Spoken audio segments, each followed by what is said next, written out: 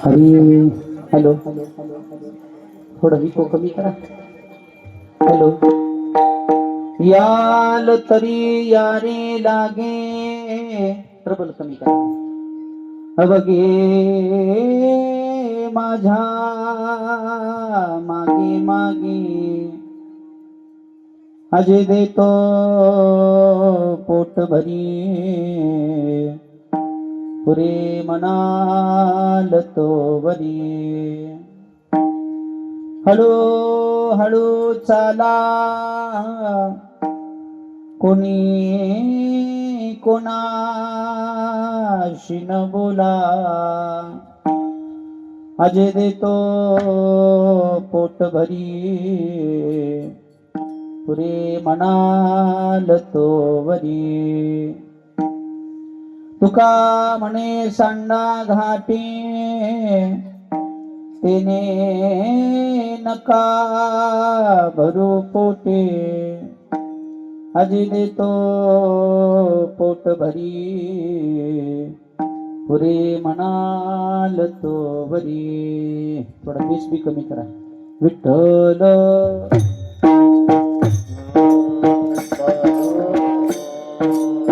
टाळी वाजवा, टाळी वाजवा. सगळ्यांनी हात वर करून प्रेमानं वा वा. विठ्ठल विठ्ठल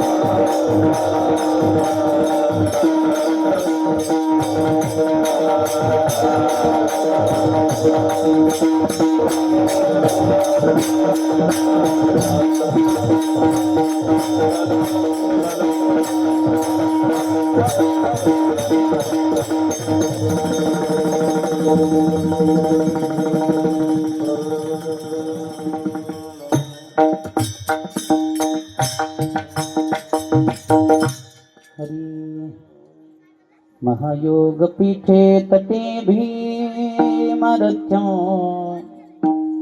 वरम पुंडरीकाय दातु मुनीन्द्र.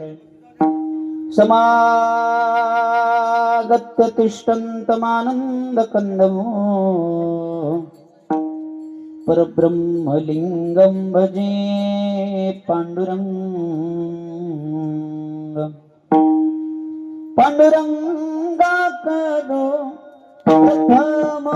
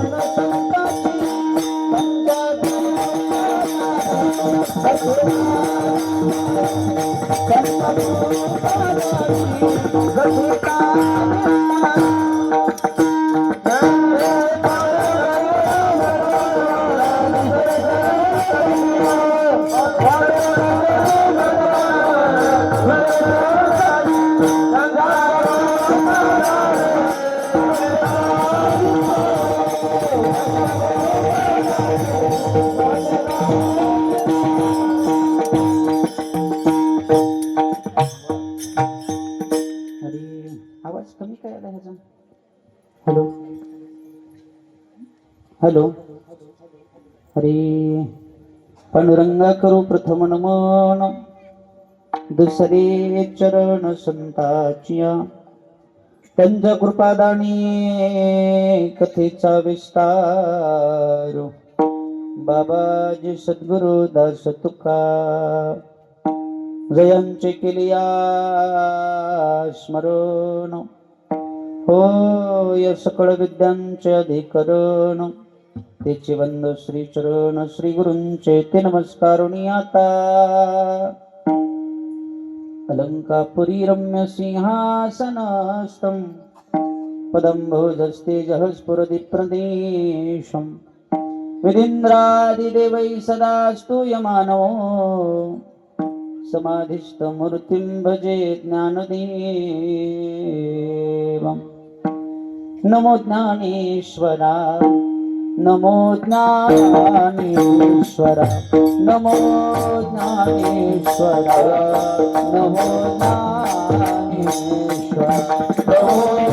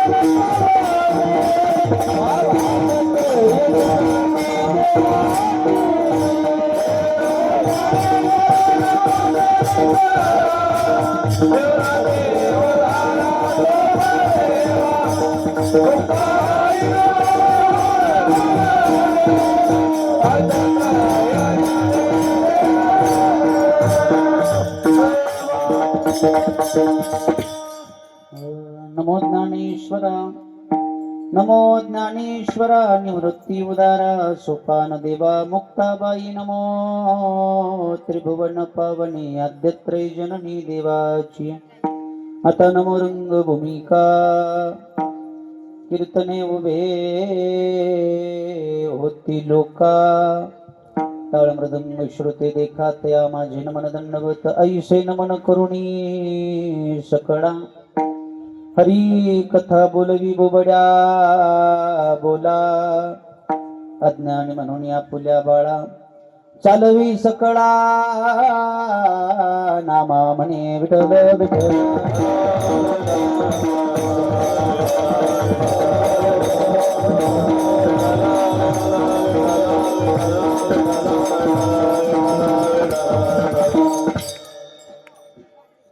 याल तरी यारी लागे अवघे माझ्या मागे मागे अजय देतो पोट भरी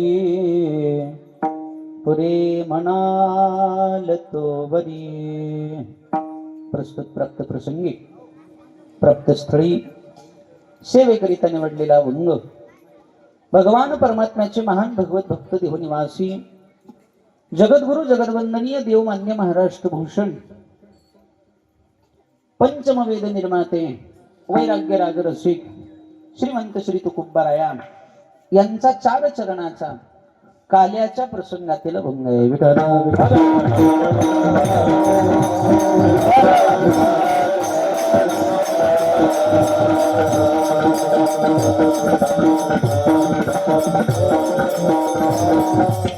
अभंग जगद्गुरु तुकाराम महाराजांचा आहे.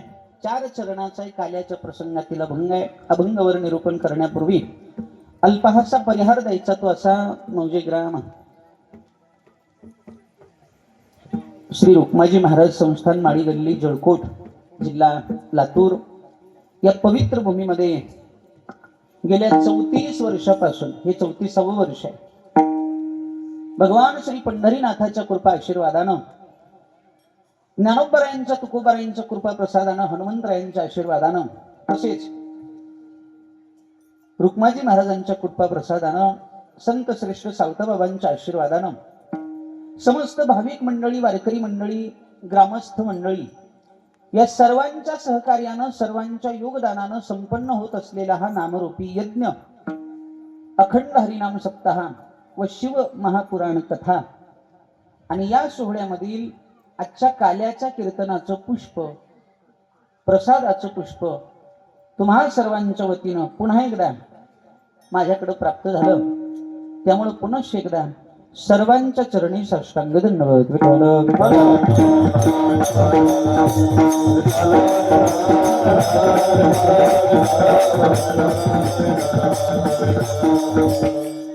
या अखंड हरिनाम सप्ताहामध्ये शिवपुराण ज्यांच्या मुखारविंदातून आपण श्रवण केली ते आदरणीय हरिभक्तपरायण कथा प्रवक्ते परमेश्वरजी महाराज टाकळगावकर त्यांच्याही चरणी आदरपूर्वक साष्टांग प्रणिपात.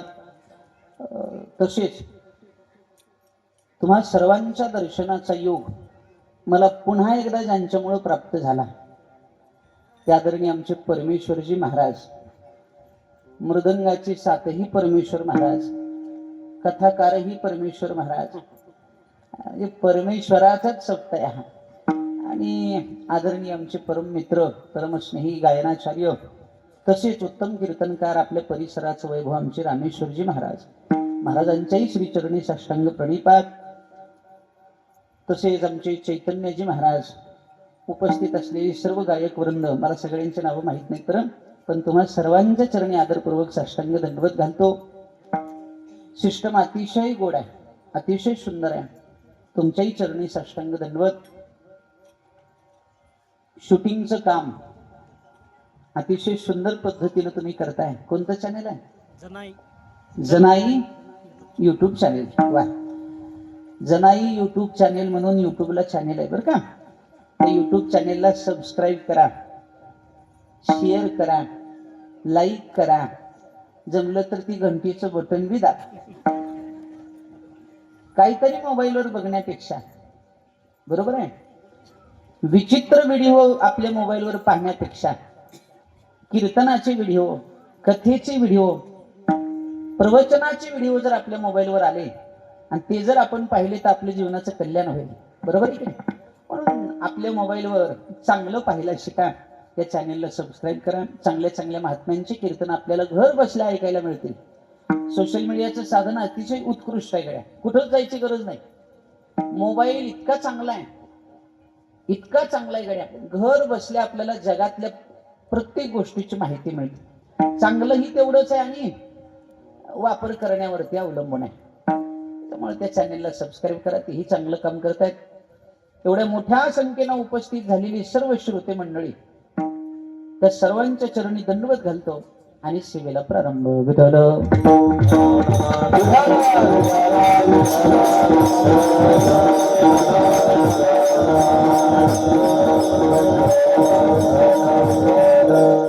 कार्यक्रमाचे व्यवस्थापक श्रीराम प्रतिष्ठान जळकोट, त्यांचेही धन्यवाद. तरुण वर्ग भरपूर मोठ्या संख्येने उपस्थित आहे, त्यांचेही धन्यवाद. विशेष धन्यवाद आमच्या परमेश्वरजी महाराज वंजे यांचे, की त्यांनी वेळोवेळी फोन करून टचिंग मध्ये राहून, बरं महाराज तारीख घ्यावीच लागते, एवढ्या अधिकारानं हक्कानं प्रेमानं सेवा दिली, त्यांच्याही चरणी दंडवत घालतो. आता थोडं लक्ष देऊन ऐका. जगद्गुरु तुकाराम महाराजांचा अभंग आहे आणि जगद्गुरु तुकाराम महाराज या अभंगातून भगवान परमात्म्याचा आणि गोपाळांचा संवाद प्रतिपादन करत आहेत. खर तर जगद्गुरु तुकोबाराय तुमच्या आमच्याशी सुद्धा संवाद साधतायत. एकीकडे भगवंताचा आणि गोपाळांचा संवाद आहे आणि दुसरीकडे जगद्गुरु तुकाराम महाराजांचा आणि जनमानसाचा संवाद आहे. आणि या संवादातून तुकाराम महाराज आम्हाला भक्तीचा मार्ग दाखवतात. कोणाच्या पाठीमागं आपण चालावं, कोणाच्या पाठीमागं आपण जावं, याचा निर्देश तुकोबाराय अभंगातून करतायत. विठ्ठल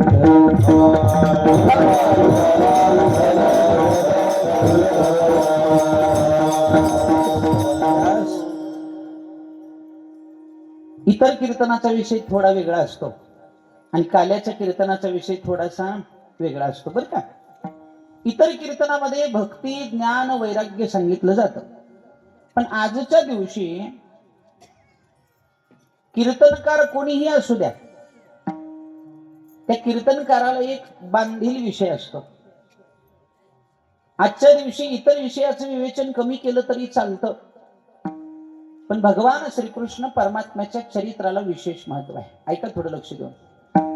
वारकरी संप्रदायाचे काही लिखित नियम आहेत, काही अलिखित नियम आहेत, काही वारकरी दंडक आहेत आणि त्या वारकरी दंडकाप्रमाणे, त्या वारकरी नियमाप्रमाणे सप्ताहाच्या प्रारंभापासून ते सप्ताहाच्या समारोपापर्यंत कोणत्या दिवशी कोणत्या अभंगावर निरूपण करावं याच्यासाठी सुद्धा एक नियमावली आहे. मग काही ठिकाणी पहिला मंगलाचा अभंग घेतात, काही ठिकाणी नामपर घेतात, दुसरा रूपपर, तिसरा ध्यानपर, चौथा भक्तीपर, पाचवा भक्तपर, सहावा उपदेश, सातवा मागणी, आठवा काला. काही ठिकाणी सातवा काला असतो, सातवा काला असेल तर सहावा मागणी असते. तसं आजच्या दिवशी कीर्तनकार कोणीही असू द्या, त्या कीर्तनकाराला काल्याचाच अभंग घ्यावा लागतो. हा पहिला नियम बघा. पहिला नियम कोणता? आजच्या दिवशी दुसरा अभंग चालत नाही, काल्याचाच अभंग घ्यावा लागतो. दुसरा, आजच्या दिवशी इतर विषयाचं चिंतन नाही केलं तरी चालेल, पण भगवान श्रीकृष्ण परमात्म्याने गोकुळामध्ये गोपाळासोबत गायी चारताना जे चरित्र केलं त्या चरित्राचं उच्चारण करायचं. चरित्राचे उच्चारण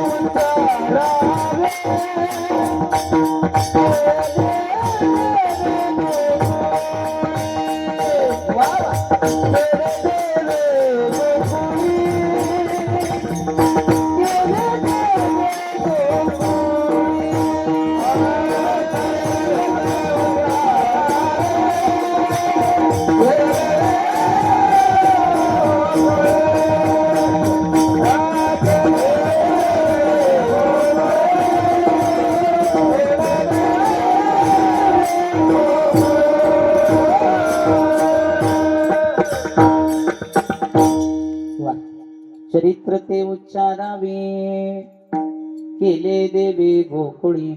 गोकुळामध्ये भगवान परमात्म्याने जे चरित्र केलं त्या चरित्राचं उच्चारण करायचं, आचरण नाही. बरं, शब्द नीट ऐका. उच्चारण, भगवंताचं चरित्र ऐकायचं आणि तोंड भरून त्यांचं वर्णन करायचं. म्हणजे आजचं चरित्र फक्त ऐकायचं आणि जगाला सांगायचं. तसं वागण्याच्या भानगडीत पडायचं नाही, नाही करायचं. देवाने केलं ते करायच्या भानगडीत कधी पडायचं नाही. मग राक्षसाने केलं ते करायचं का? राक्षसाने केलं ते सुद्धा करायचं नाही. का करायचं नाही सांगतोय का? कर्म करून कर्मापेक्षा वेगळा राहतो त्याचं नाव देव. तुका म्हणे नटधारी भोग भोगोनी ब्रह्मचारी. ऐक नाही, देव कर्म करून कर्मापेक्षा वेगळा राहतो म्हणून देवाने केलं ते करायचं नाही. काही काही लोक देवाला दूषण देतात, लागू पुरतं चरित्र आपल्या जीवनामध्ये अवलंब करतात. रामेश्वर महाराज काही जण देवाला सुद्धा नाव ठेवतात. या जगात अशी सुद्धा काही मंडळी आहेत महाराज, अशी सुद्धा काही लोक आहेत की देवाला नाव ठेवतात. आपण तर सामान्य जीव आहोत, देवाची सुद्धा निंदा होते गड्या. आपली का होणार नाही? लोक नाव ठेवतात, त्यांचं धर्माचं पालन ते करतात. एक जण मला म्हणलं, महाराज रामही विष्णूचा अवतार होता आणि कृष्णही विष्णूचाच आहे. मग रामासारखं वागावं म्हणून तुम्ही सांगता आणि कृष्णासारखं वागू नये असं म्हणता, असा भेदभाव का? मी म्हणलं, बाबा तुम्हाला करायचं तरी काय? ते म्हणलं, महाराज तसं नाही हो. कृष्णाला 16,108 बायका होत्या मन की. म्हणजे ह्याला बी नक्की माहित नाही. म्हणलं होत्या होत्या बाबा होत्या. मग आम्ही 1-2 केल्यावर कसं होईल? मी म्हणलं करून बघ, याला काही पैसे लागत नाहीत, कुठं फॉर्म भरायची गरज नाही का. जरूर 2 बायका कर, पण ज्यानं 2 केले त्याच्या अगोदर मुलाखत घेऊन मग कर. ते जर म्हणलं गड्या वा वा वा वा आनंद आहे, जरूर कर. देवानं केलं ते आपल्याला करणं शक्य आहे का गड्या? देवानं 16,000 पत्न्या केल्या, पण का केल्या, कशासाठी केल्या, त्याच्या मागची कारण शोधा. विनाकारण देवाला नाव ठेवू नका. बरोबर आहे का नाही? निराधाराला आधार माझ्या देवाने दिला होता. 16,100 ज्या स्त्रिया होत्या त्या स्त्रियांना भगवान परमात्म्याने आश्रय दिला होता. ज्या स्त्रिया भौमासुराने पळवल्या होत्या त्यांना बंदिस्त ठेवलं होतं. अनेक दिवस त्याच्या बंदीखान्यात त्या स्त्रिया होत्या. मग त्या स्त्रियांनी विनंती केली होती, देवा आता आमच्या घरची लोक आमचा स्वीकार करणार नाही. आम्हाला या राक्षसानं पळवलंय, काही दिवस त्याच्या राज्यामध्ये ठेवलंय, मग आमची माणसं आम्हाला कसं स्वीकारतील? मग देवा आमच्याकडे आता 2 पर्याय आहेत. एक, आत्महत्या करावी लागेल, आमचं जीवन संपवावं लागेल. नाही तर मग तू आमचा स्वीकार कर, कारण आता तुझ्याशिवाय या जगात आमचं कोणी नाही. आणि देवाने पत्नीची परवानगी घेतली. सत्यभामा सोबत होत्या त्यावेळेला. आणि सत्यभामेला विचारलं, सत्यभामे अगं काय करायचं आता? या स्त्रिया निराधार आहेत, यांना सांभाळणार कोणी नाही, आता कसं करू? सत्यभामेने सांगितलं, देवा आता तुमच्याशिवाय यांना कोण आहे? या जगतातल्या प्रत्येक जीवाचं सांभाळ तुम्ही करता, मग यांना कसं तुम्हाला सोडता येईल?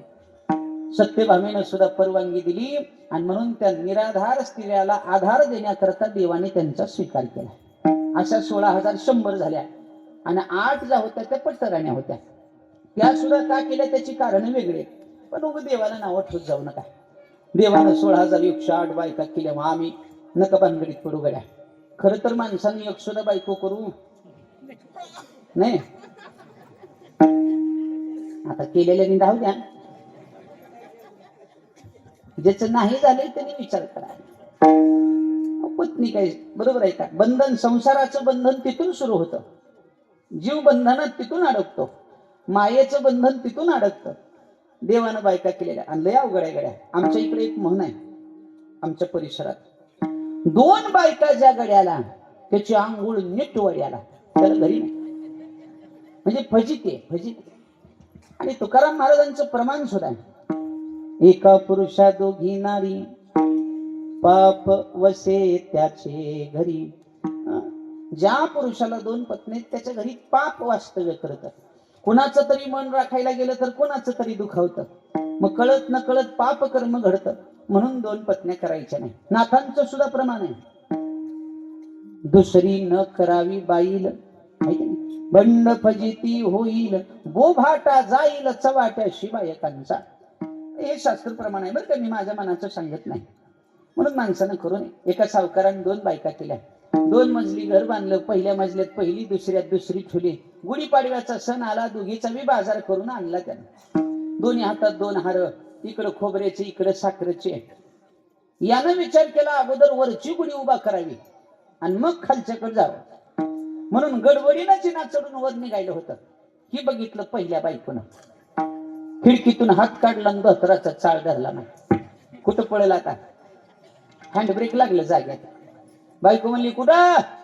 ते काय नाही, वरची गुढी उभा करून येतो. हा, पहिला मान माझा आहे. लग्नाची कोण आहे? मी आहे. पहिल्यांदा इथली गुढी उभा करायची, मग कुठं जायचंय तिथं जायचं. सावकार म्हणला सणासुदीचं भांडण कशाला?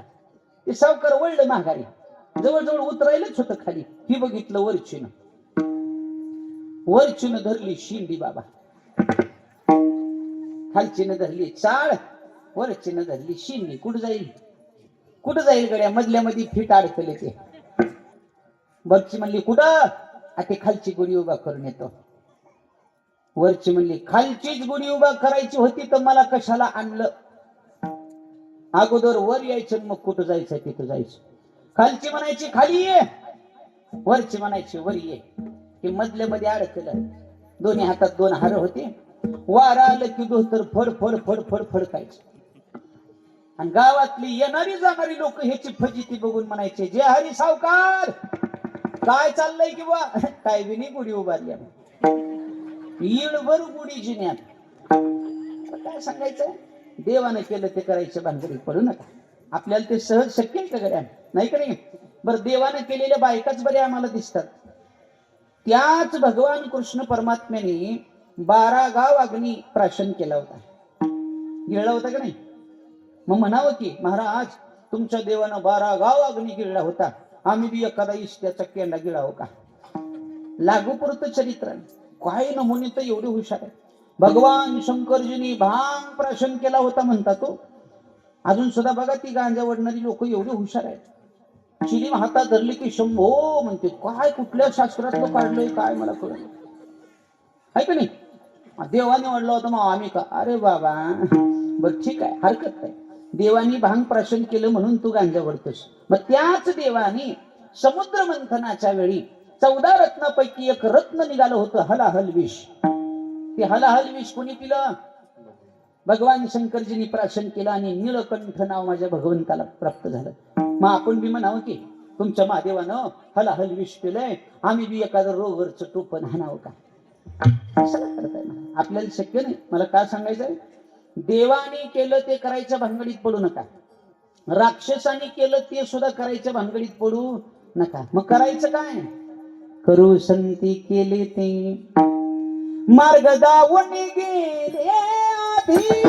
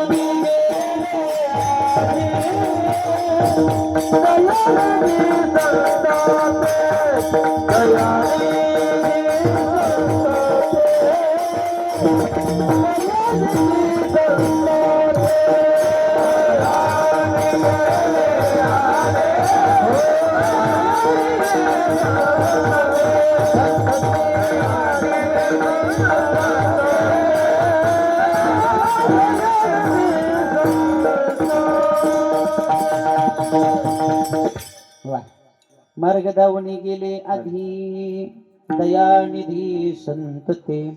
साधू संतांनी जे केलं ते करा.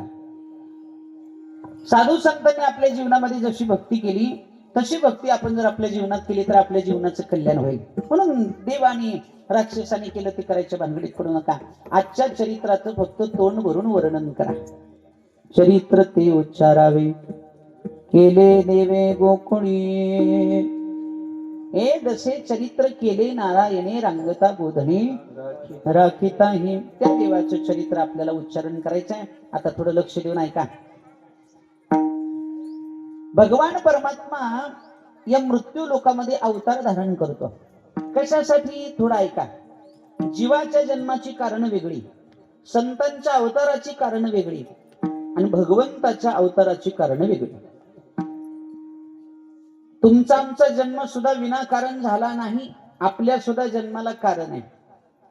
पूर्वजन्मीतलं शिल्लक राहिलेलं कर्म, पूर्वजन्मामध्ये केलेलं पाप कर्म आणि पूर्वजन्मी अंतकाळाला आपल्या अंतकरणात निर्माण झालेली वासना. कर्म, पाप आणि वासना हे जीवाच्या जन्माची 3 कारण आहेत. अगा कर्मी जे उरावे ते तय सुख दुःखी फळावे, तया ते भोगावया यावे देहायका. पहिलं कारण. दुसरं कारण जन्म मृत्यू जरा व्याधी दुःख दोषानुदर्शनम. पूर्वजन्मीतलं पाप कर्म भोगण्याकरता पुन्हा जन्म. आणि तिसरं कारण जन्म घेणे लागे वासनेच्या संगी त्याची झाली अंगी हरिरूप. हे 3 कारण तुमच्या आमच्या जन्माचे. संतांच्या अवताराचं कारण काय? संतांच्या अवताराचं विशेष एक कारण आहे. ब्रह्ममूर्ती संत जगी अवतरले. कशासाठी? उद्धराया आले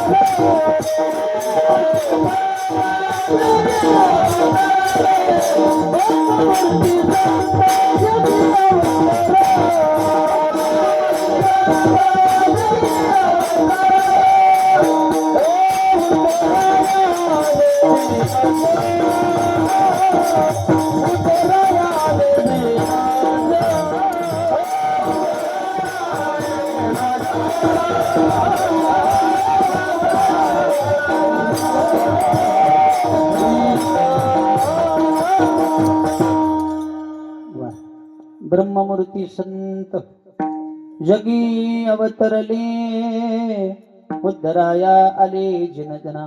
3 जणांचं कल्याण करण्याकरता, जड जीवाचा उद्धार करण्याकरता संत आले. अवतार तुम्हा धराया कारण उद्धराया जन जड जीवा किंवा महादोषी.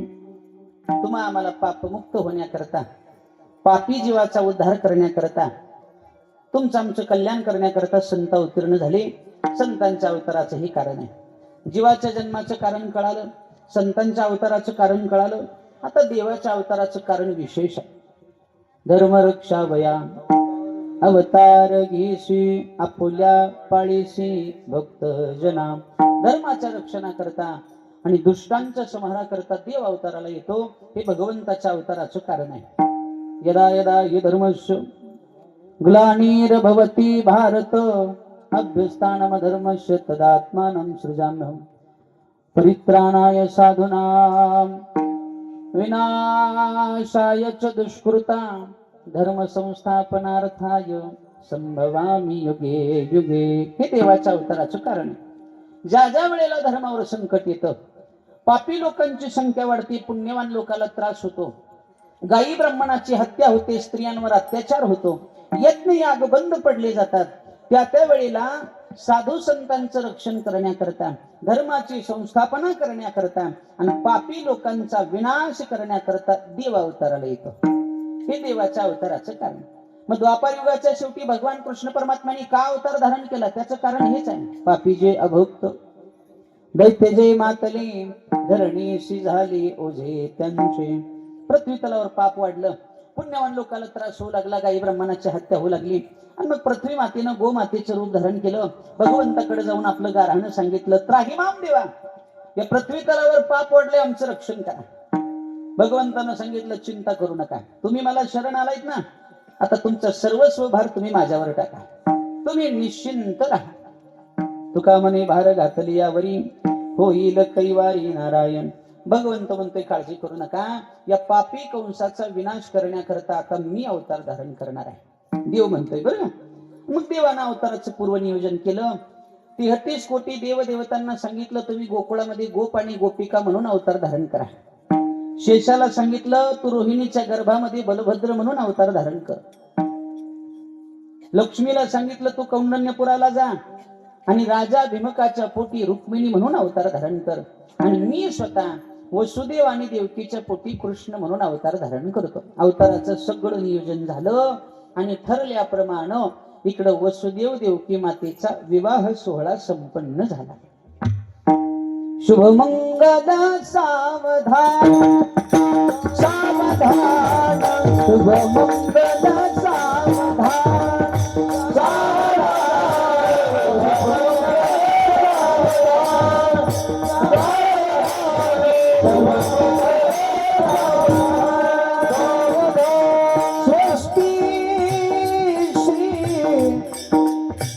गणनायक गजमुख मोरेश्वर सिद्धित बल्लाळो मुरुडो विनायक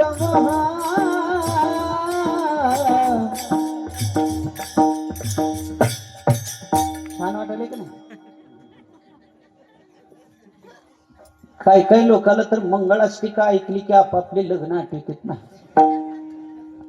आहे की नाही? आणि मंगळाष्टिका चांगली कोणाला वाटते सांगू का? ज्याचं लग्न झालं नाही त्याला लई गोड वाटते ना. ते मन लावून ऐकते वा वा वा वा वा.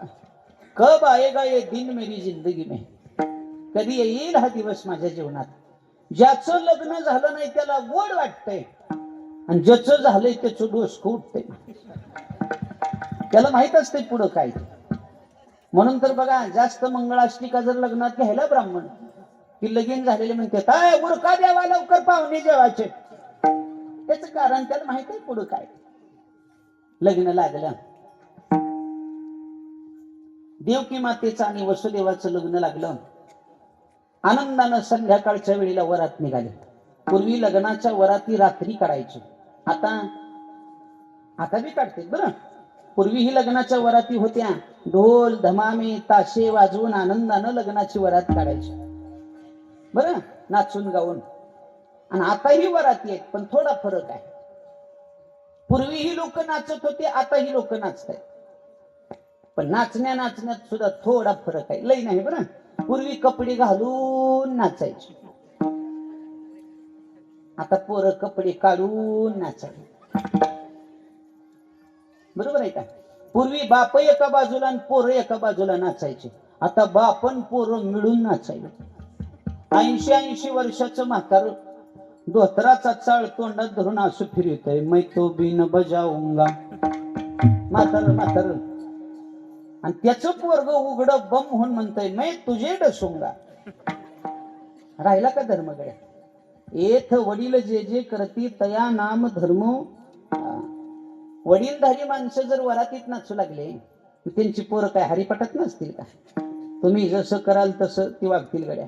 लेकरं अनुकरण प्रिय असतात म्हणून आपली लेकरं जर चांगल्या मार्गाने जावी असं वाटत असतील तर अगोदर आपण चांगल्या मार्गाने चाललं पाहिजे. बरोबर आहे का? शुद्ध बीजापोटी फळे रसाळ. बीजच छळवाक म्हणजे फळ कसं चांगलं? आता हे दोघं नाचायला येत नवल नाही. त्या म्हाताऱ्याची म्हातारी आणि त्या पोराची आई, त्या दोघांचं नाचणं बघायले आणि तिला इतकं कौतुक वाटायला. माय ती कडच्या बायाला म्हणायची, बघितलं का गंगूबाई कसे नाचत माझे पिल्ले. 50x50च्या खड्ड्यात पुरावी दोन्हीच्या दोन्ही. माय कुठं नेऊन ठेवलाय धर्म आपला, आहे की नाही? थोडा फरक आहे का? लग्नाची वरात त्याही वेळेला निघाली. ढोल धमामे ताशे वाजू लागले. मथुरा नगरीचा राजा कंस रथावर सारथी म्हणून बसला आणि आनंदानं वरात निघाली असताना अचानक आकाशवाणी झाली. आकाशाची वाणी मानी हा भरवसा. हे कंसा, अरे ज्या बहिणीच्या लग्नाची वरात एवढ्या थाटामाटात काढतोस ना, त्याच बहिणीच्या पोटाला येणारा 8वा मुलगा तुझा शत्रू आहे, तुझा काळ आहे.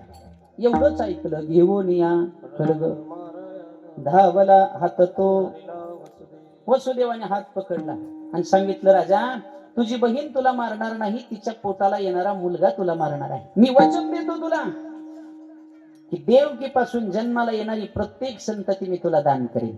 बोले तैसा चाले त्याची वंदावी पावले. 1 वर्ष नजर कैदीमध्ये ठेवलं. पहिला मुलगा झाला. बोलल्याप्रमाणे वसुदेवाने तो मुलगा आणून दिला. एक मुलगा नाही दिला, 1 2 3 4 5 6 मुलं कंसाकडे आणून दे.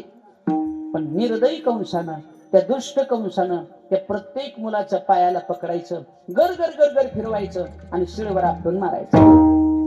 6 मारले गड्या, 6. 7वा योगमायेनं रोहिणीच्या गर्भात नेऊन प्रस्थापित केला आणि 8व्यांदा जगाचा मालक प्रगट झाला. बोलिये गोपाल कृष्ण भगवान. ऐका लक्ष देऊन, 6 मारावे लागतात, 7वी वेगळी करावी लागते. त्यावेळेला 8व्यांदा देव प्रगट होतो. या देहरूपी गोकुळामध्ये जर देव प्रगट करायचा असेल तर षड विकाराचा नाश करावा लागतो. काम, क्रोध, मद, मत्सर, दंभ आणि अहंकार. या 6 विकाराला आपल्याला सुद्धा मारावं लागतं. 7वी माया, प्रपंचावरचं प्रेम, संसारावरचं प्रेम बाजूला काढावं लागतं आणि तेच प्रेम देवावर लावावं लागतं. असं जर तुम्ही केलं, तुझा हे परी तो जागा चुकलाशी. अहो देव आपल्या जवळ आहे गड्या. फक्त हे काम, क्रोधादी विकार बाजूला काढून टाकावे लागतील आणि भगवंतावर प्रेम करावं लागेल, तर तो देव प्रगट होतो. ज्ञानोबारायांनी गोड वर्णन केलं बघा. मंथनी नवनीता तैसे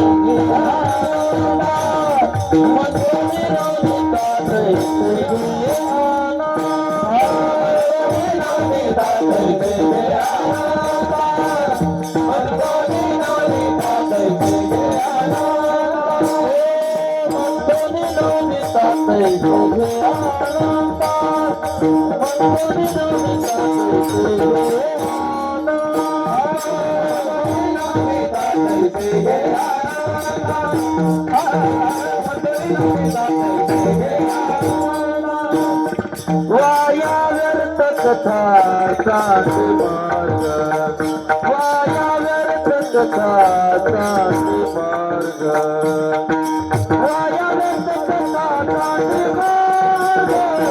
हरि मुखे मना, हरि मुखे मना, हरि मुखे मना, हरि मुखे मना.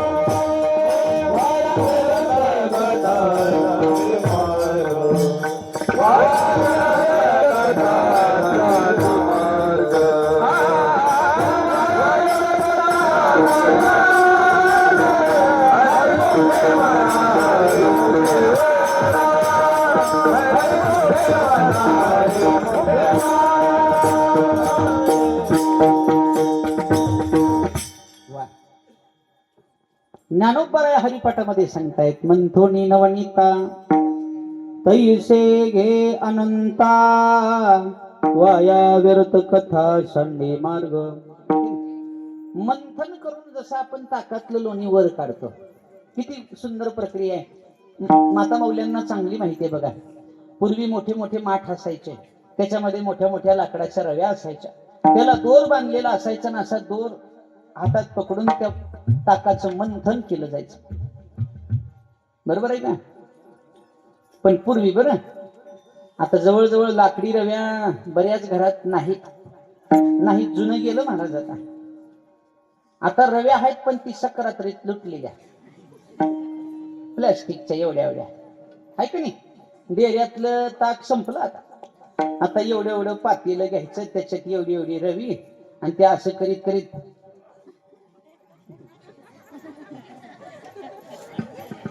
आहे की नाही. आमच्या मंडळीने घेतलं होतं एवढं पातेलं, ती लुटून आलेली रवी मध्ये घालून असं करायचं. मी म्हणलं काय करायलीस ग? म्हणजे मी ना ताक करायला. असं असं करायचं. तर एवढ्या एवढ्या ताकाला लोणी केवढे येत असेल बरं. आणि लोणी आली का नाही बघायला रवी उचलायची असं. मग मला कळालं तब्येत चांगली होण्याचं रहस्य काय. लोणी आणि वरून म्हणायची ताकाला लोणीची ना. पूर्वी सारखं आता ताक राहिलं नाही. आलं होतं माय. आणि आम्हाला म्हणायचं जरा ताक प्या. आपण ताक पहिलवान. म्हणजे रव्या संपल्या आता जवळजवळ.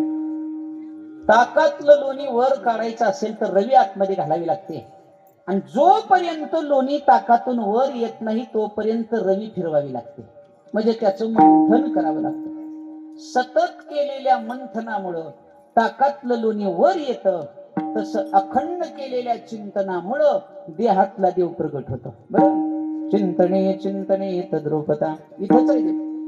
पण त्याच्याकरता काही विकार बाजूला काढावे लागतात, सार आणि असार वेगळं करावं लागतं आणि मग तो भगवान परमात्मा प्राप्त होतो.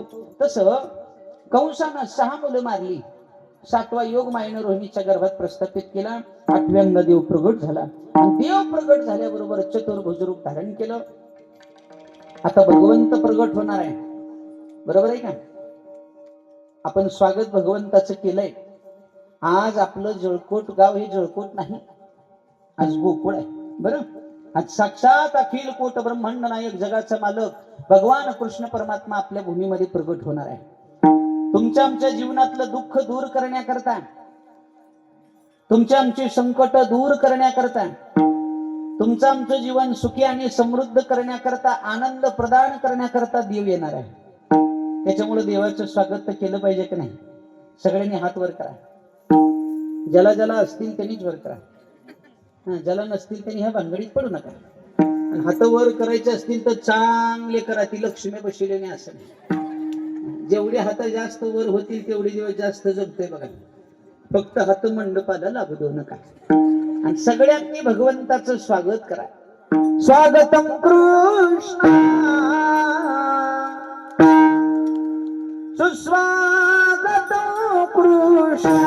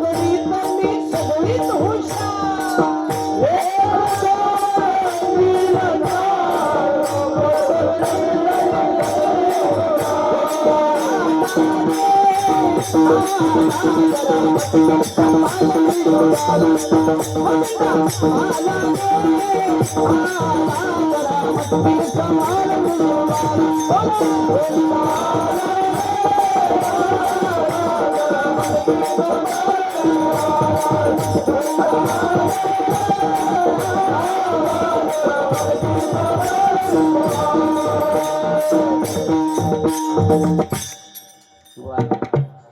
हात खाली करा. तवाच केली आहे की नाही.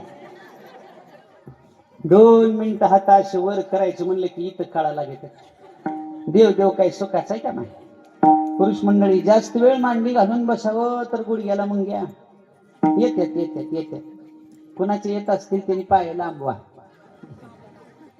पण लांबवाच बरं. परवाच्या कीर्तनात उगाच सहज म्हणलो, कोणाला गुडघ्याचा त्रास असेल तर पाय लांबवा. लांबवा का पुढच्या चोखांद्यावर ठेवा. पुढच्यानं मागं बघितलं असं राजाने, मागचं म्हणते राहुदी महाराजांनी सांगितलंय ठेवाय. आता महाराजांना काय त्याच्या बोकांनी पाय ठेव म्हणला होय. लोक काय करतील ह्याचा काय पत्ता नाही काय. मी सहज एका कीर्तनात म्हणलो, तूप खाल्ल्यावर रूप येत आहे. एका सावळ्या माणसानं डबाभर पिलं ना. तुपानं काय घरी बसू दिला असेल होय. रातभर वावरात होता वाय. पहाट काकडा झाल्यावरच आलं ती झाले समाधान. तुपानं त्याचं समाधानच केलं. आलं ती सकाळ सकाळ माझ्याकडे, महाराज कुणा कुणाच वाटलं केलं.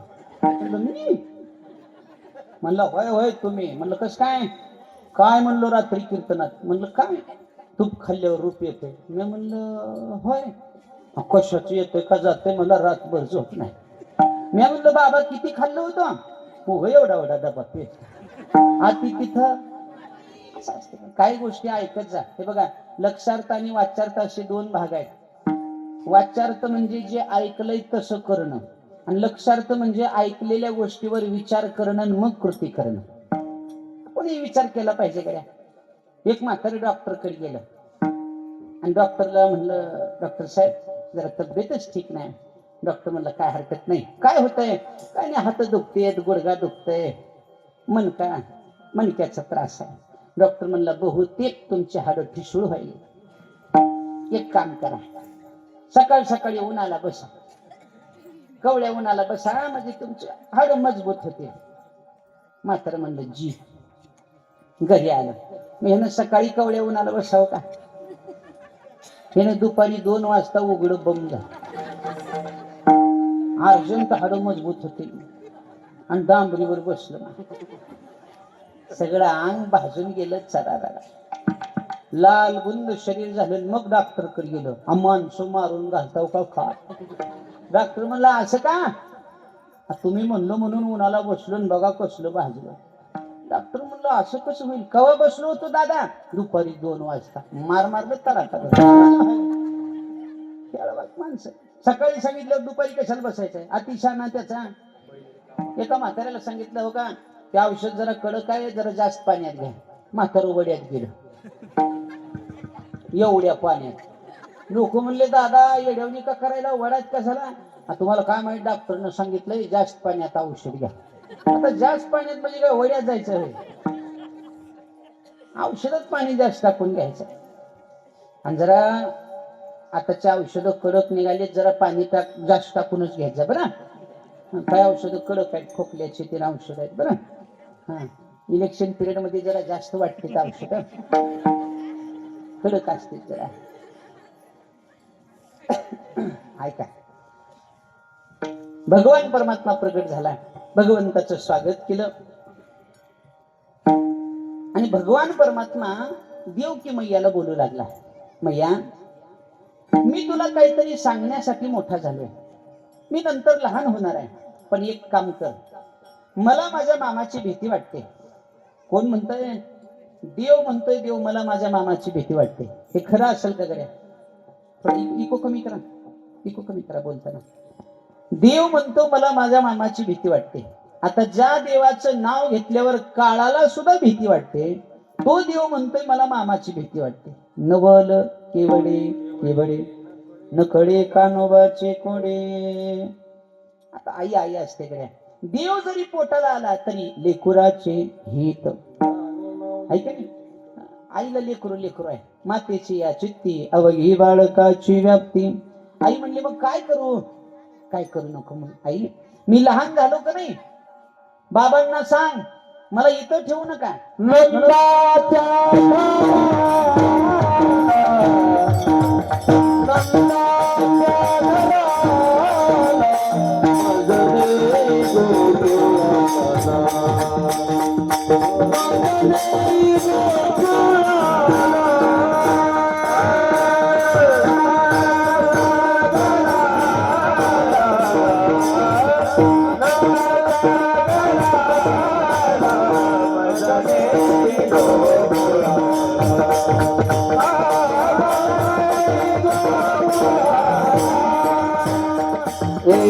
माया उपजते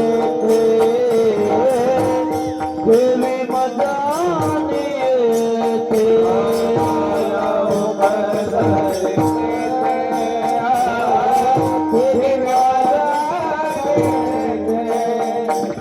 मनते आसे रसपाळ तेव्हा मोहिले सगळं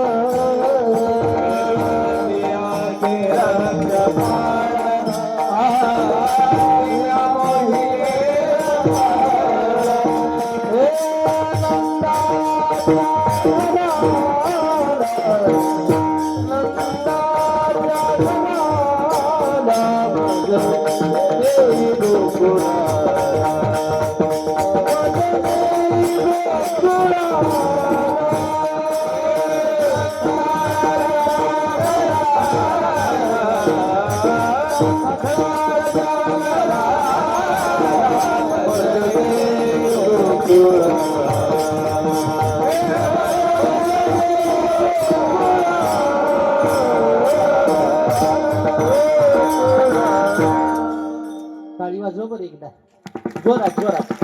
वा. नंदाच्या घराला मजने गोकुळाला. भगवान परमात्मा म्हणतो मला इथं ठेवू नका, मला इथून उचला आणि गोकुळामध्ये नेऊन ठेवा. गोकुळामध्ये माया जन्माला आली, ती माया घेऊन परत या. वसुदेवजी म्हणतात बरोबर आहे, तुला उचलावं घेऊन जावं हे सगळं ठीक आहे, पण आमच्या हातामध्ये बेडे आहेत, गळ्यामध्ये साखळदंड आहेत, दरवाजाला कुलप लावलेत, रक्षपाळ डोळ्यामध्ये तेल घालून जागे आहेत, आम्ही तुला न्यावं तरी कसं. भगवान परमात्मा म्हणतो बाबा तुम्ही बंधनाची चिंता अजिबात करू नका. उचलीला कमळापती पायाची बंधने गळती. स्पर्श केल्याबरोबर सगळी बंधनं गळून गेली. हे बघा ऐका थोडं लक्ष देऊन, आपण सुद्धा बंधनात अडकलेले जीव आहोत. संसार ही बंधन आहे, कर्म बंधन आहे, माया बंधन आहे, देह अवसानाचं बंधन आहे, अशा अनेक बंधनामध्ये अडकलेले तुम्ही आम्ही जीव आहोत. आपल्याला सुद्धा या बंधनातून कसं सुटावं याची चिंता लागली, पण चिंता करू नका. देव म्हणतोय बंधन कितीही मोठं असू द्या त्याची चिंता करू नका, तुम्ही फक्त मला उचला. देव काय म्हणतोय, मला उचला. आता देवाला उचलायचं म्हणजे देवहारा उचलायचा नाही, तत्व उचलायचं. देवाचं गोड नाम कंठात धारण करायचं, पवित्र तुळशीची माळ गळ्यात घालायची, गोपी चंदनाचा टिळा कपाळाला लावायचा, संतांची संगती करायचं, पंढरीची वारी करायचं आणि अखंड भगवंताचं चिंतन करणं म्हणजे देव उचलणं. असं जर तुम्ही केलात तर तुम्हाला बंधनाची चिंता करायची गरज नाही. तुझी चिंता त्याशी सर्व आहे. तो देव तुम्हाला तारून नेईल, तुम्हाला या बंधनातून मुक्त करील. तो हा उतरील पार भवदुस्तर नदीचा. म्हणून देवाला उचला. वसुदेवाने देवाला डोक्यावर घेतलं, रक्षपाळ मोहित झाले, सगळे दरवाजे आपोआप उघडले. बाहेर आल्याबरोबर श्रावण महिना होता, अष्टमीची रात्र होती, रिमझिम पाऊस पडत होता. यमुना नदी तुडुंब भरून वाहत होते. पूर चढला अचाट त्याशी लाविला. भगवंताने अंगठ्याचा स्पर्श केल्याबरोबर यमुना नदीनं वाट दिली. आता कशी वाट दिली महिला मंडळ ऐका. जुन्या महिलांना ती वाट कळेल, नवीनना नाही कळणार बरं काय. जुन्या माता माऊल्यांचा डोक्याच्या केसाचा भांग असतो की नाही, असं मधून होता. एकच फॅशन होती, अर्धी केस इकडं अर्धी केस इकडं आणि मधून अशी वाट तयार व्हायची बघा. तशी वाट यमुना नदीनं दिली. अर्ध पाणी एका बाजूला गेलं, अर्ध पाणी दुसऱ्या बाजूला गेलं. वसुदेवजी त्या वाटेनं गेले, देवाला ठेवलं माया घेऊन, त्याच वाटेनं परत आले. आताच्या वाटाच कळत नाही मायकून कोणकडे चालले. आताच्या वाटा म्हणजे लातूरची गंज बोलाई, कोण बी बघा सारखंच दिसते ना. मी नाव ठेवावं म्हणून सांगत नाही बरं. आपण भारतासारख्या पवित्र देशात जन्माला आलो याचा विसर पडू देऊ नका. भारताची संस्कृती ऐका नीट. जगाच्या पाठीवर हजारो देश आहेत, पण भारतासारखी पवित्र संस्कृती कुठल्याच देशात नाही. बरं, म्हणून भारताच्या संस्कृतीचं जतन करा. भारतीय संस्कृतीमध्ये स्त्रीला देवी म्हणतात. काय म्हणतात? देवी म्हणतात, देवी. मग आपण देवी सारखं राहावं का श्री देवी सारखं, हे आपण ठरवा. गड्या, तुम्ही माझ्या आईसारखा, मी तुमच्या लेकरासारखा. बरोबर आहे की नाही? वाहनानं बदलण्यापेक्षा गुणानं बदललेलं कधीही चांगलं. तुम्ही आज जसं राहाल तसे तुमचे लेकर उद्या राहते. बरोबर आहे की नाही? म्हणून चांगलं राहा. काय ते फॅशनच्या नावाखाली काही बी चाललंय महाराज. माता मौल्यांचंच नाही, पुरुष मंडळी सुद्धा आता अवघड झालंय. आता तरुण मंडळ तर का नाही, आय आय. आमच्या लहानपणी एक भांग होता. आमचे वडील आम्हाला न्हाव्याच्या दुकानात न्यायचे आणि न्हाव्याला म्हणायचे, ह्याची वन साईड कर. वन साईड नव्हती तेव्हा, टू साईड नव्हती महाराज. तेरे नाम कट, गजनी नव्हतं तेव्हा. गड्या, तेव्हा काय नव्हतं. आमचे वडील त्या वारकाला म्हणायचे, हाना खरडून. एकच फॅशन होती महाराज. काय सांगायचं तुम्हाला. ती वारीक बी तेव्हा काय मशनी होत्या का काय. अरा असा दांडगा वस्त्रा. ते पाणी तांब्यातलं घ्यायचं, वाटीनं डोसक्यावर होतं असं करायचं आणि असं धरून जी म्हैस बांधल्याने टर टर 2-3 वस्त्र्या मोकळा गडी होतं का नाही लहानपणी महाराज? आठवा तुम्ही? काय पोता आतरून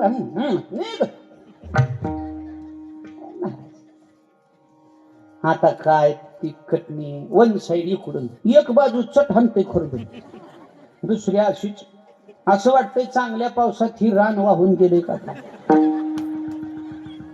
कसं दिसतंय ना. टू साईड म्हणजे दोन्ही कोण खरडून हाणते, मध्ये एवढंच ठुतंय. असं वाटतंय डोक्याची वाटणी करून बांधारा ठुलाय का काय जनावरच आहे. एका तर पोरानं हे कमरपर्यंत केस ठुलं मारलं. इनी घालायचंच होतं बाकी. बघा, आम्ही निघालो कीर्तनाला. आम्हाला माहित नव्हता रस्ता. कुणाला विचारावं म्हणून आम्ही त्याच्या जवळ गेलो. केस मोकळे होते, त्याचं तोंड पलीकडे होतं. ती केस वाऱ्यानं उडाल्यावर आम्हाला वाटलं बाई आहे. आम्ही त्याच्या जवळ गेलो. मी म्हणलं, ताई हा रस्ता कुठं जाते?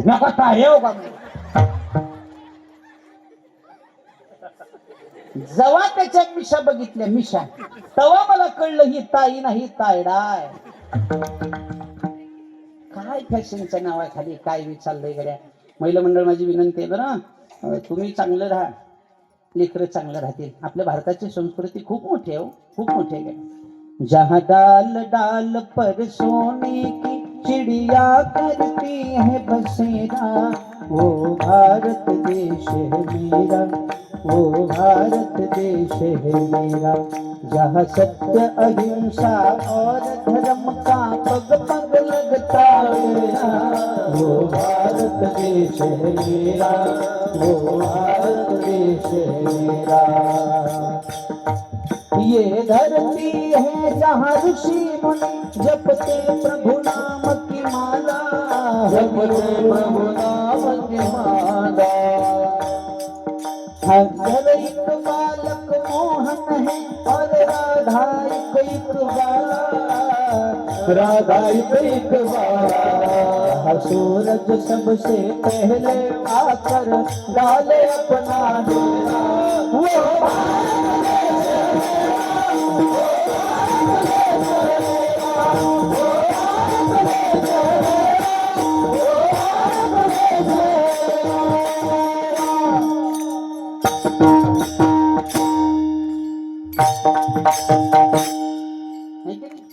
एवढी पवित्र संस्कृती भारताची. म्हणून तुम्ही चांगलं राहा. तुम्ही जसं राहाल तसं लेकरं राहतील.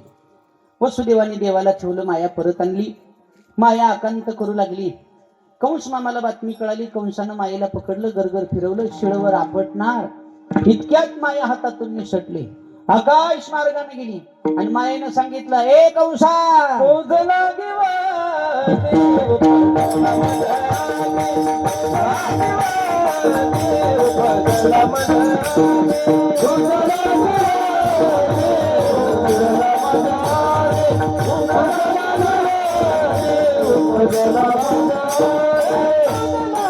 देव बदला माझा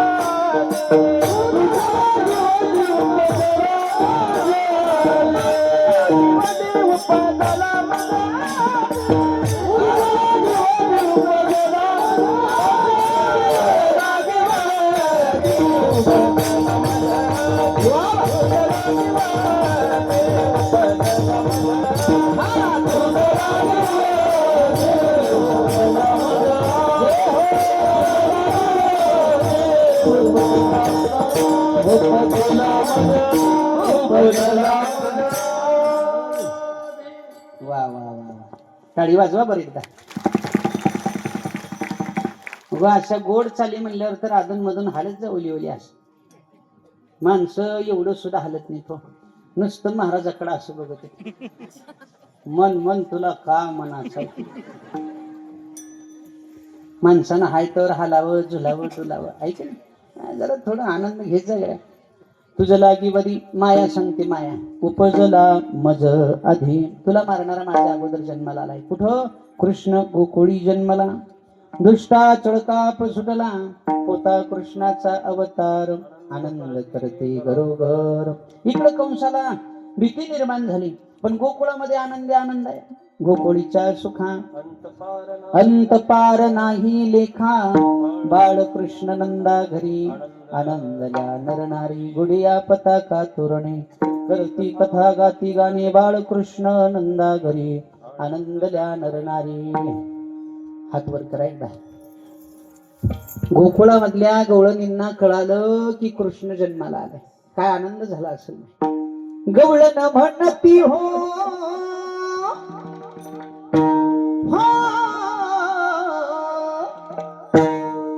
गवळण म्हणती हो म्हणती गवळणीला पुत्र झाला यशोदेला गवळण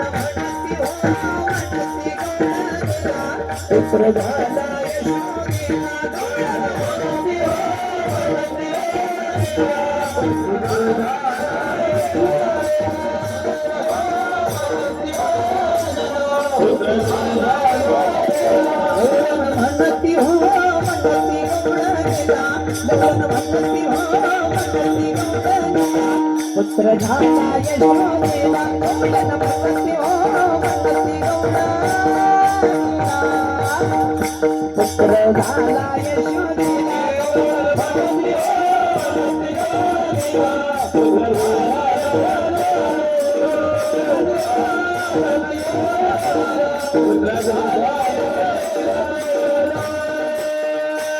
एक धावी एकी पुढे काठी माती सुट्ट बडिये धावी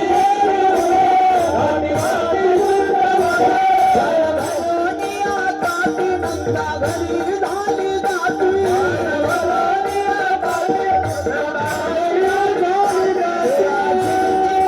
झाली दासी म्हणती गवळणीला पुत्र झाला यशोदेला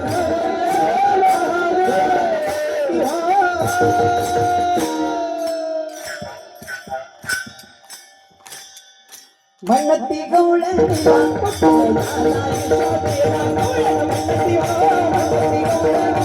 पुत्र झाला यशोदेला म्हणती हो पुत्र झाला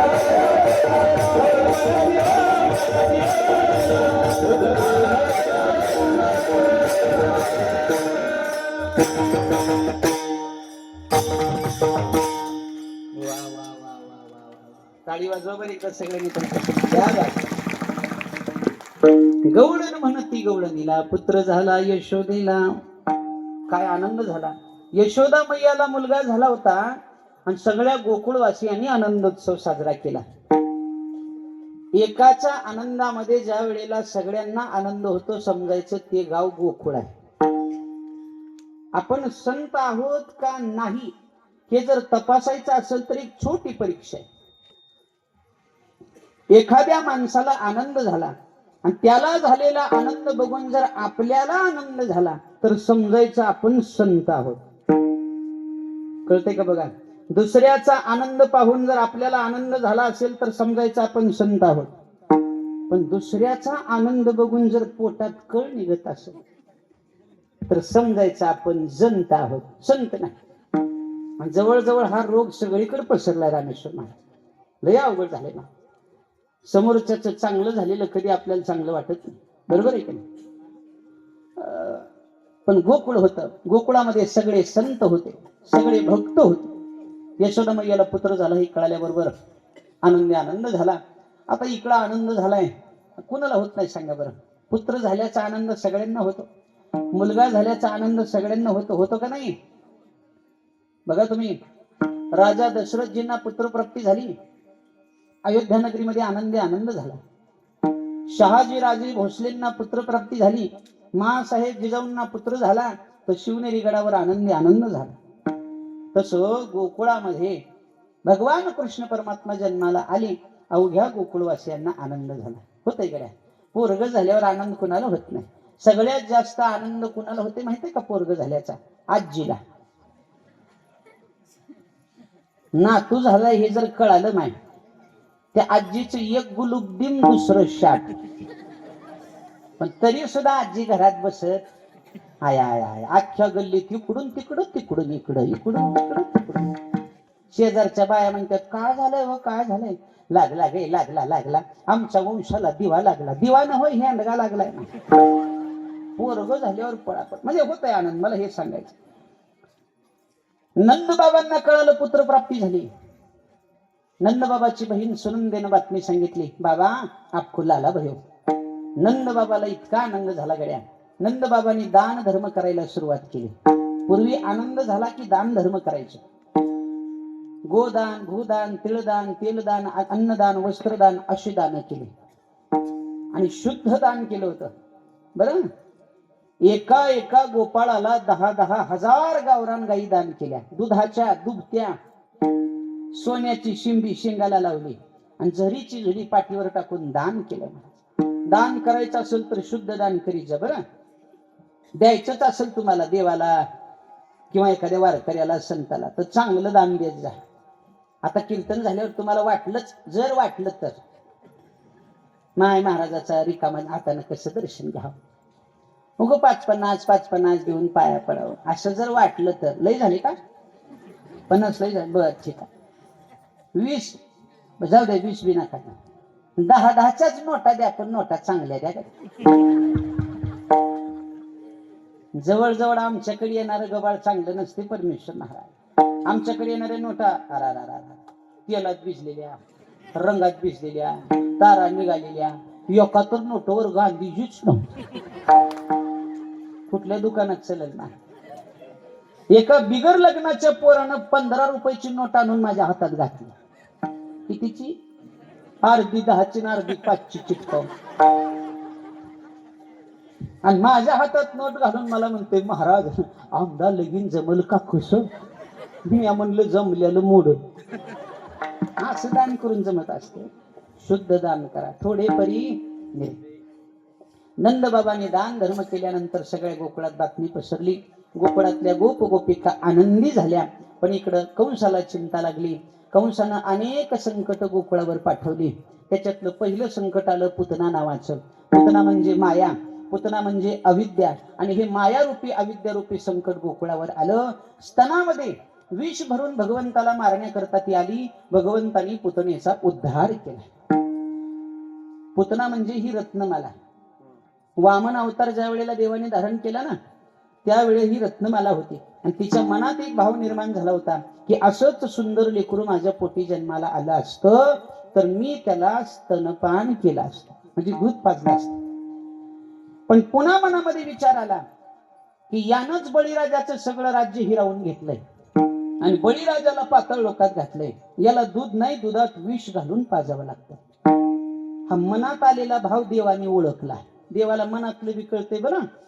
देवानं ओळखलं आणि देव म्हणतो रत्नमाले जरूर तुझी इच्छा पूर्ण होईल पण या अवतारात नाही, कृष्ण अवतारात. म्हणून ती रत्नमाला पुतना झाली होती. स्तनामध्ये विष भरलं होतं आणि देवाने तिचं विष प्राशन करून तिचा उद्धार केला. देव किती कनवाळू कृपाळू आहे बघा. मारायला आलेल्या पुतनेचा जर देव उद्धार करीत असेल, भक्ती करणाऱ्या भक्ताचा उद्धार करणार नाही का? बरोबर आहे की नाही? म्हणून भक्ती करा. तुम्ही कसंही जा पण माझ्या देवाच्या जवळ जा, तुमचं कल्याण होईल. देव कनवाळू आहे. पडिय देह भाव पुरावी वासना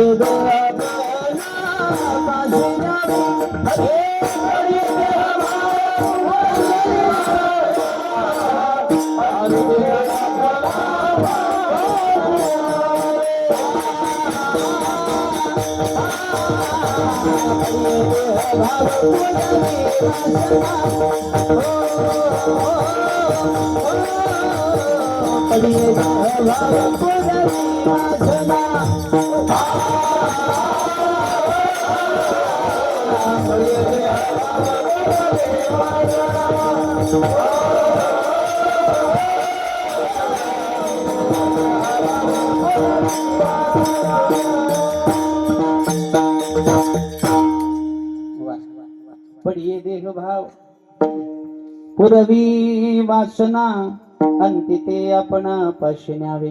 भगवंताने तिचा भाव जाणला, तिची वासना ही पुरवली आणि अंती ते आपण पाशी न्यावे. तिचं कल्याण केलं, तिला आपल्या स्वरूपामध्ये लीन करून घेतलं. पुतनेचा उद्धार केला. दुसरं संकट पाठवलं महाबळ नावाचं. थोडं माझ्याकडे लक्ष द्या, बरोबर वेळेत संपवणार आहे मी बरं का, तुम्ही काळजी करू नका. मी गिराईक बघून माल काढणारा माणूस आहे. 2 वाजून गेले त्याची कल्पना मला आहे बरं. नाहीतर काय काय जण एकदा घड्याळाकडे एकदा माझ्याकडे बघायला. आता समोरचे काय नाही पण पाठीमागचे माता मावल्या एकमेकाला म्हणतात ते कुठलाय कुठलाय महाराज, अगं ती गेल्या वर्षीचा आल्याच आहे असं. बरोबर, ह्याला काय कळले का नाही का ग? 2 वाजून गेले, लेकर बाळ उपाशी, माझ्या तर पोटात नुसतं लक लक लक. संपवणी काय ना संपवणी. दुसरी म्हणते आपलं का चलतंय मान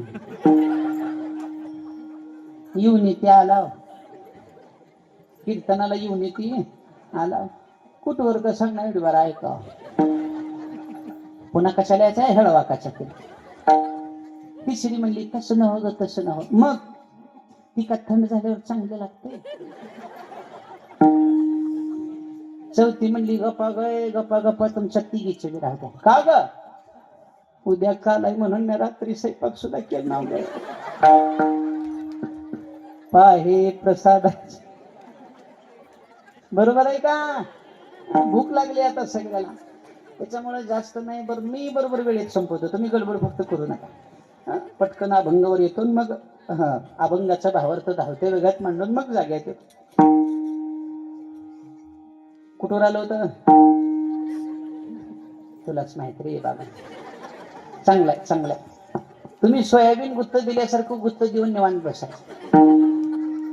तुम्हाला काय वाटलं ही टोळीन मी मुकादम असं वाटायला? बोलच जागा सगळे लक्षात ठेवत जा जरा. पुतनेचा उद्धार केला आणि दुसरं संकट पाठवलं महाबळ नावाचं. महाबळ होता राक्षस पण वेश धारण केला ब्राह्मणाचा आणि गोकुळामध्ये आला.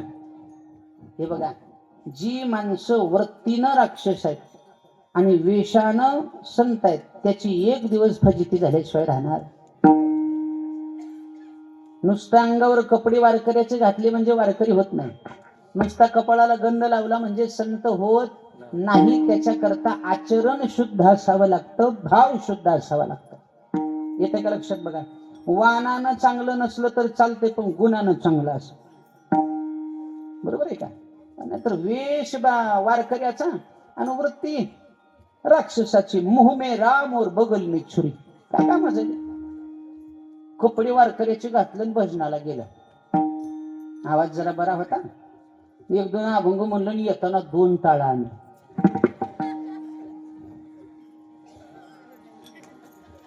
आता ह्याला वारकरी म्हणावं का?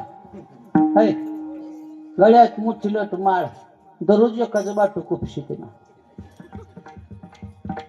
काय त्याच्या वागणूक जर चांगली नसेल, तुमची वृत्ती चांगली नसेल, तुमची वासना चांगली नसेल, तर तुमच्या पोशाखाला तीळ मात्र किंमत नाही. विठ्ठल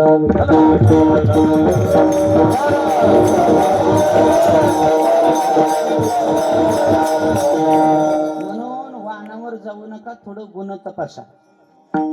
माय रात्रीचा महाराज काय मोठा आणि त्याच्या आदल्या दिवशीचा काय मोठा होता. माय गाडीतून उतरायला गेलं तर उतराना ओढून काढला. शरीरानं मोठा आहे ते मोठं म्हणता येईल का? काही लोक म्हणतात काय सांगा माय, काय डिहरी होती, डिहरीवर खडी साखर ठेवून खातो. अरे शरीरानं मोठा आहे तो मोठा नाही महाराज. अजून सांगू का? ज्याचं लई पाठांतर आहे ती लईच मोठं आहे असंही नाही. तुम्हाला अजून सांगतो महाराज, थोडं माफी मागून बोलतो. पाठांतर असावं, पण नुसतं पाठांतर नसावं. पाठांतराबरोबर एक तरी ओवी. ज्ञानेश्वर महाराजांची ज्ञानेश्वरी नुसती तोंडपाठ करून उपयोग नाही, एकात्र ओवीसारखं वागावं लागतं. तुकाराम महाराजांचा गाथा तोंडपाठ करून उपयोग नाही, एकात्र अभंगासारखं वागावं लागतं. आचरणाला किंमत आहे. तुमची वाणी, तुमचं वर्तन आणि तुमचा व्यवहार कसा आहे त्याच्यावरून तुम्ही संत ठरता. म्हणून थोडा बदल आपल्या वृत्तीत झाला पाहिजे, बोलण्यात बदल झाला पाहिजे, वागण्यात बदल झाला पाहिजे, आचरणात बदल झाला पाहिजे. महाबळानं वेश घेतला होता ब्राह्मणाचा. भगवान के घर देर है लेकिन अंधेर नाही. देव वाट बघतो गड्या, आणि पापाचा घडा भरला की त्याची फजिती तशी महाबळाची सुद्धा झाली. विटंबीला भटा दिला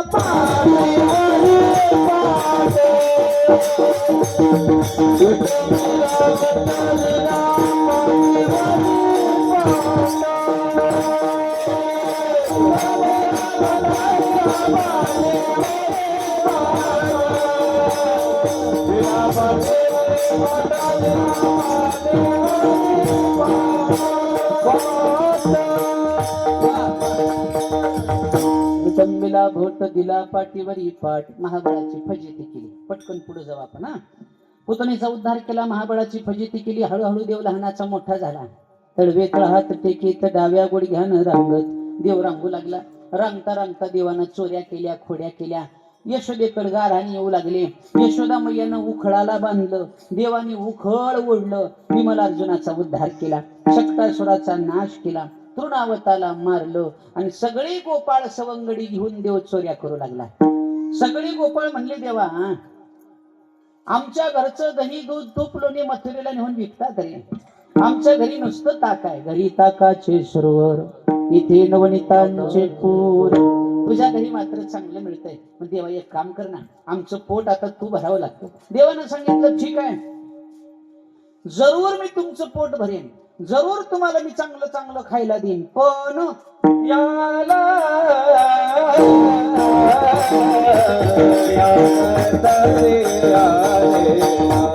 डाळकरी टाळ्याला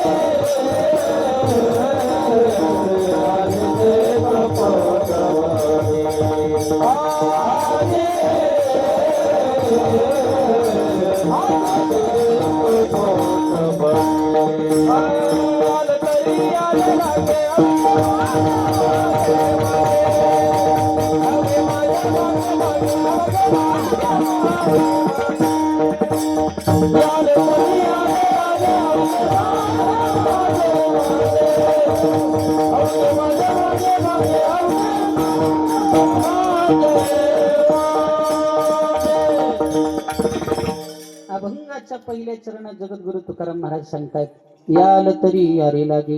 देव गोपाळांना म्हणतो, गोपाळांनो तुम्हाला पोटभर खायचंय ना, तुम्ही माझ्या मागे या. ज्याला पोटभर खायचंय त्यांनीच या. याल तरी यायचं असेल तर या रे लागे. कसं या? एका पाठोपाठ या, शिस्तीत या. कोण कोण यायचं देवा? अवघे सगळ्यांनी या. माझ्या भगवंताच्या दृष्टीनं सगळे समान आहेत. कुठल्याही जातीचा, धर्माचा, पंथाचा भेदभाव माझ्या देवाच्या दरबारात नाही. माझा देव सगळ्यांकडे समान दृष्टीनं पाहतो. जात वित्त गोत कुळ शिळ मात भजे का त्वरित ओच नीच काही नेहमी भगवंत तुष्टे भाव भक्ती.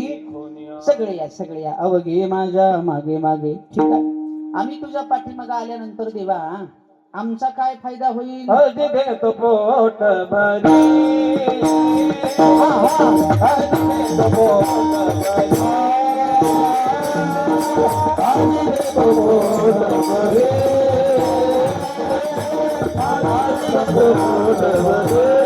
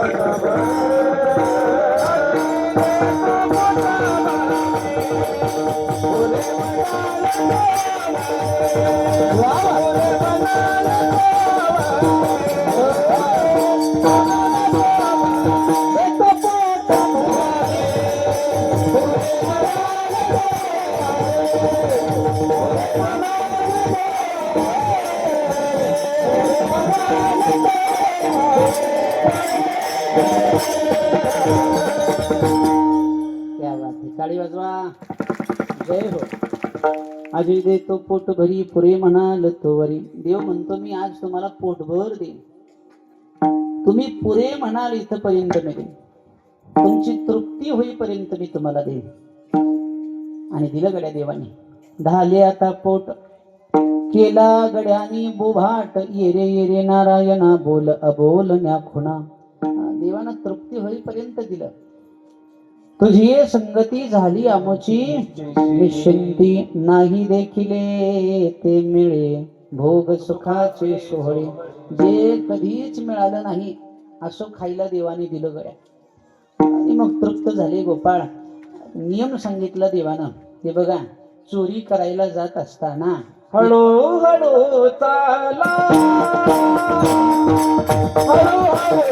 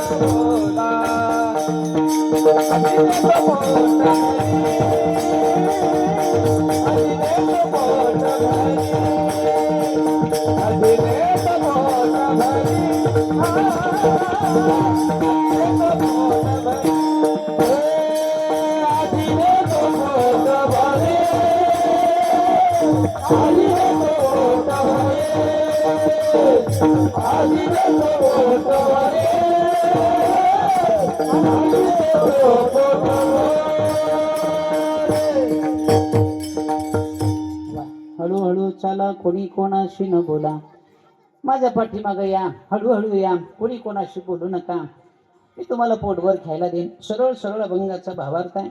आता थोडं लक्ष द्या. भगवंताच्या खोड्या वाढत होत्या. भगवंत चोरी करत होता. गोपाळांचं पोट भरत होता. भगवंताचे गाराणे यशोदा मैयाकडे येत होते. यशोदे, तुझ्या कन्हैयाला काहीतरी सांग. यशोदा मैया समजावून सांगत होत्या. भगवंत काय ऐकत नाही. शेवटी भगवंताला वाटलं बस करा, आता चोरी करायची नाही. 1 महिना देवानं चोरी सोडली. किती महिना? संपलं. शेवटचा दृष्टांत सांगतो आणि कीर्तन संपलं. लक्ष. आता बिघडलेला माणूस सुधारल्यावर लोकांनी चांगलं म्हणावं का नाव ठेवावं? एखादा वाईट गुण जर एखाद्यानं सोडून दिला आणि चांगल्या क्षेत्रामध्ये आला तर लोकांनी कौतुक केलं पाहिजे. भगवान कृष्ण परमात्मा आणि पेंड्या रस्त्यानं चालत असताना एका गवळणीनं मुद्दामून भगवंताची छेड काढली विनाकारण. बघा बरं, पाठीमागून आवाज दिला, ए नंदाच्या पोरा.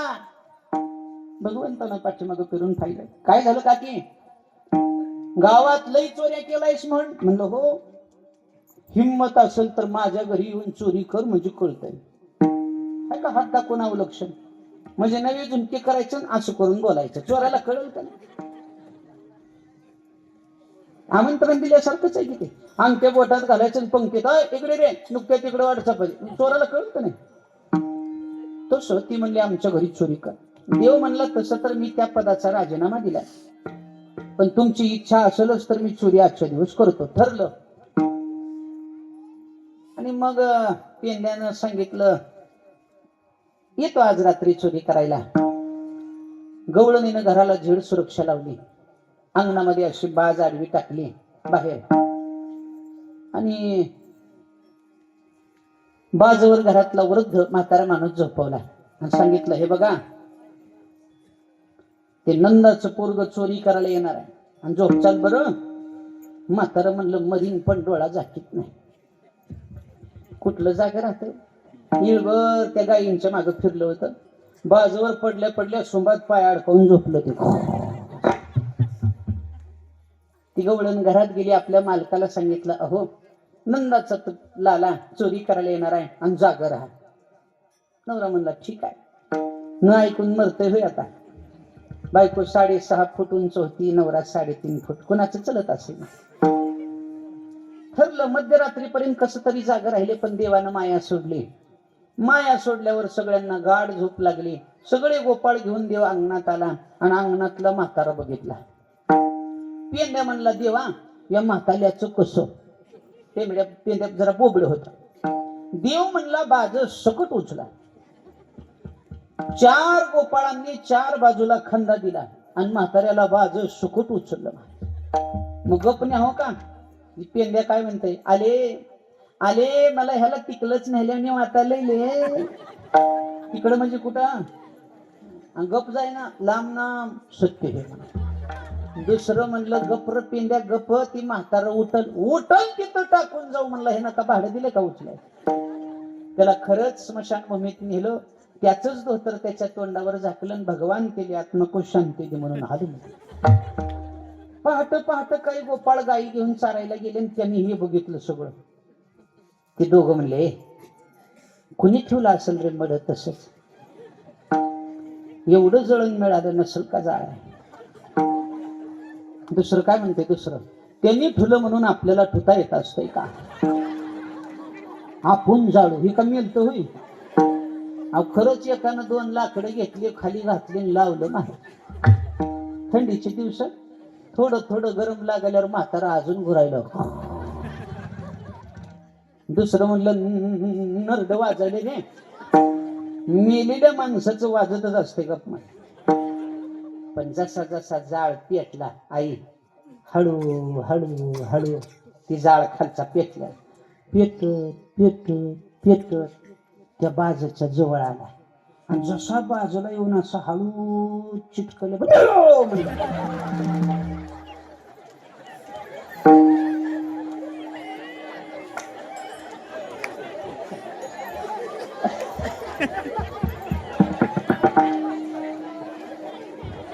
मेलो म्हणून जे म्हातारं उठलं, ज्यांनी पेटवली होती ती तिथं झोपली नाही. म्हातारा आलं घरी निघून. इकडे देव मध्यरात्री घरामध्ये घुसला, दही दुधाची चोरी केली आणि परत येताना त्या बायकोच्या वेणीची आणि नवऱ्याच्या दाढीची गाठ मारली.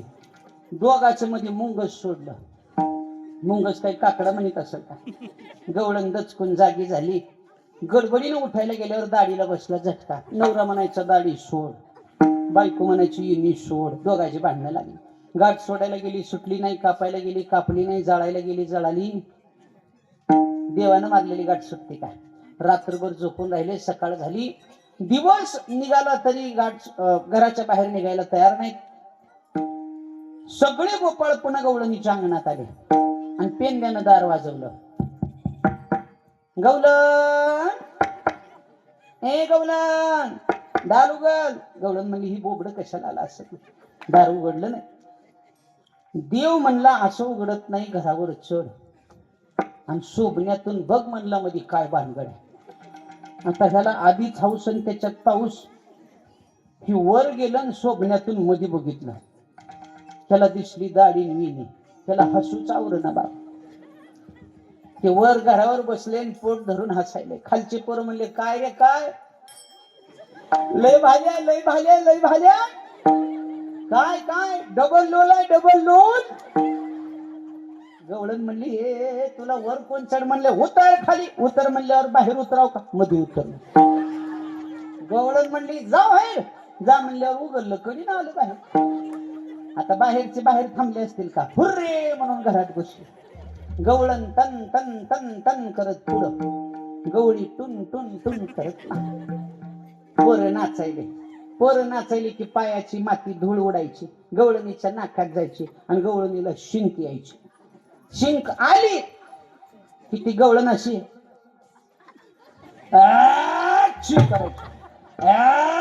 केली की ती मागचं उचलायचं आणि पुढे येऊन पडायचं.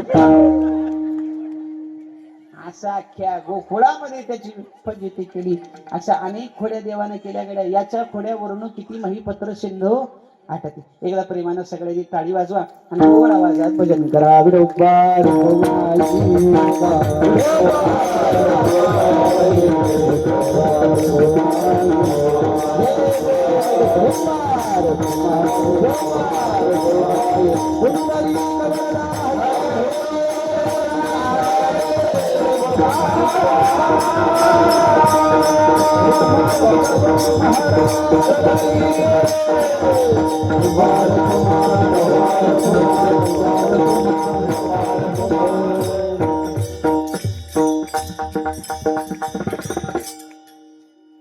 भगवान परमात्मा खोड्या करू लागला. यशोदेनं सांगितलं आता तू गोकुळात थांबू नको, तुझ्या गायी गोपाळ घेऊन वनात जा. देव वनात गेला. भगवंतांनी गायी राखल्या. देहरूपी गोकुळात मधल्या इंद्रिय रूपी गायी राखण्याचं काम देवाने केलं. होतो तो हा मामा चेंडू लगोरे असे अनेक खेळ देवाने खेळले आणि सगळे गोपाळ म्हणले बाद झाला गड्या देवा आता खांदी भार. काय खेळावयाचे शोक चला वळू गाई, बैसो जेवू एके ठाई. झाली आता वेळ म्हणती